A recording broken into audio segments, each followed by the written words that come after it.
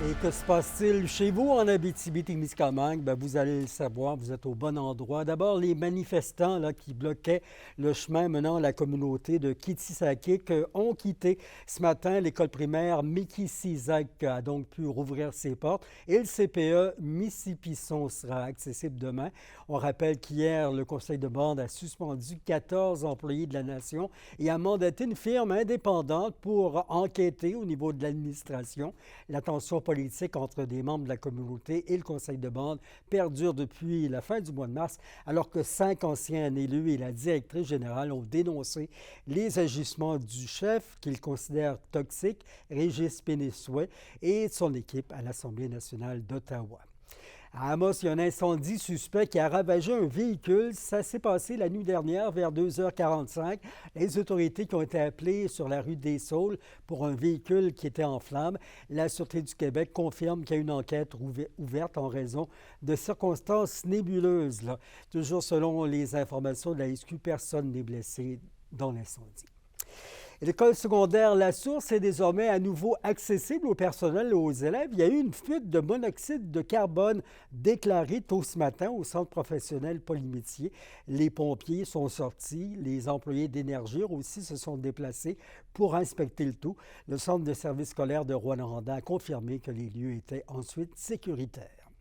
Et deux interventions à haut risque sont survenues en moins de 24 heures cette semaine pour des contrôleurs routiers dans le secteur de Val-d'Or. Un agent a été happé par un automobiliste lundi soir. Intercepté, le conducteur a foncé avec son véhicule sur le patrouilleur qui a ensuite été traîné sur plusieurs mètres.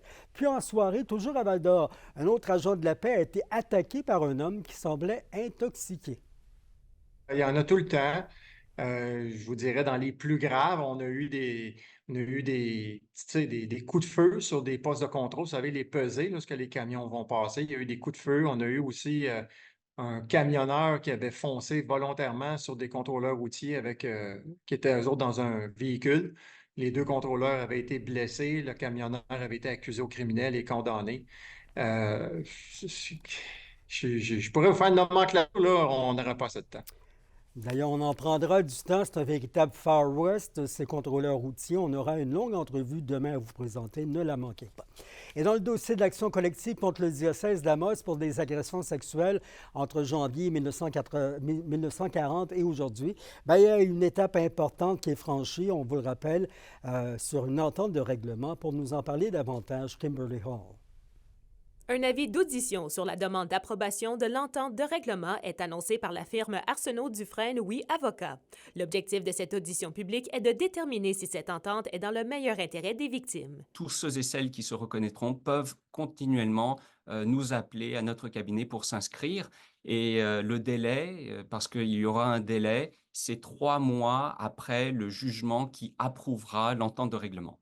Rappelons que l'entente a pour but que le diocèse d'Amos ait un fonds de règlement au montant minimal de 9 375 000 pour indemniser près d'une cinquantaine de victimes. De son côté, l'évêque du diocèse d'Amos et de Rouyn-Noranda, Guy Boulanger, se veut coopératif dans cette cause. C'est une autre étape qui nous réjouit dans le sens où on est heureux d'avoir réussi à en venir à une entente et on espère aussi qu'elle va à la fois satisfaire les plaignants puis qu'elle va aussi pouvoir en venir à un règlement pour que le plus rapidement possible, il y ait une compensation qui puisse être donnée à ces personnes-là pour les aider dans leur processus de se remettre de ce qu'ils ont pu vivre dans le passé. D'ailleurs, les membres faisant partie de l'action collective ont le droit de s'opposer à cette entente et à la demande d'approbation s'ils le souhaitent. Chacun fera valoir ses points de vue et c'est à ce moment-là que la juge donnera son avis.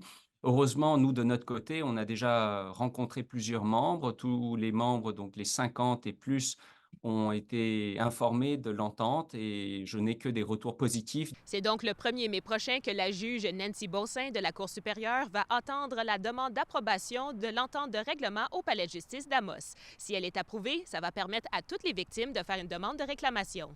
Kimberly Hall, RNC Nouvelles, Rouyn-Noranda. On a sursauté, on n'échappe pas à l'important bond du prix de l'essence constaté partout au Québec depuis ce matin. La plupart des stations d'essence de la région affichent désormais 1,82 $ le litre. Hier, c'était 1,64 $ et 1,69 $ à peu près. La desserte des quartiers 20 et Granada, Rouyn-Noranda par le service de transport en commun de la ville n'aura pas lieu en juin comme c'était prévu. Pourtant, l'an dernier, l'administration municipale avait demandé aux entreprises qui soumissionnaient pour bonifier l'offre de transport en commun d'étendre le service à ces secteurs pour cet été. Même chose pour la prise en possession de 4 nouveaux minibus. L'administration de la mairesse Diane Dallaire prévoit effectuer d'autres annonces pour le transport en commun, mais à l'automne. Le Conseil de la Nation Anishinaabe de Lac-Simon rencontre ses citoyens cette semaine lors de 3 jours d'assemblée publique pour se pencher sur des dossiers qui touchent la communauté, les propositions d'entente avec les compagnies minières et forestières, difficultés familiales, abus de drogue et d'alcool, les relations entre les nations sont entre autres des sujets abordés. Les élus aspirent à de meilleures conditions tant sociales qu'économiques pour la Première Nation. Le chef Wabanonic estime que certaines problématiques sont à prioriser. Il y a quand même un dernier jugement de la Cour suprême du Canada qui a été rendu dans le dossier de C-92. Donc, il y a une question de relation avec le gouvernement du Québec, mais aussi du Canada. Donc, ça, c'est un enjeu qui est toujours là pour nous, en titre de Première Nation, mais aussi d'autres enjeux socio-économiques.